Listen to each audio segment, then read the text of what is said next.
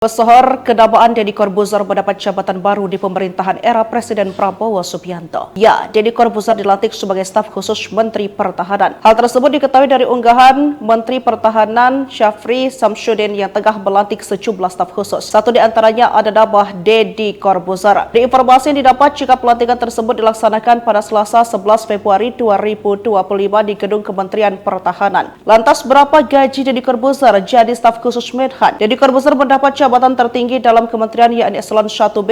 Eselon 1 merupakan tingkat jabatan struktural tertinggi di satuan instansi pemerintah. Mereka yang menduduki posisi ini merupakan bagian dari golongan tertinggi 4 atau E dan golongan terendah 4D. Untuk besaran gaji pokok yang dapat diterima Deddy Corbuzier kurang lebih setara dengan PNS golongan 4E atau D yang berada di kisaran Rp3.447.200 hingga Rp5.901.200 seperti yang telah diatur dalam peraturan pemerintah nomor 15 tahun 2019. Di luar gaji pokok, Deddy Corbuzier juga berhak menerima sejumlah tunjangan seperti tunjangan kinerja atau tukin. Sedangkan berdasarkan kelas jabatan, Deddy Corbuzier menduduki kelas 16 dengan tunjangan kinerja sebesar Rp20.695.000. Artinya jika ditambah gaji pokok, pendapatan Deddy Corbuzier sebagai staf sus Menhan berkisar Rp24.575.000 sampai Rp27.068.000.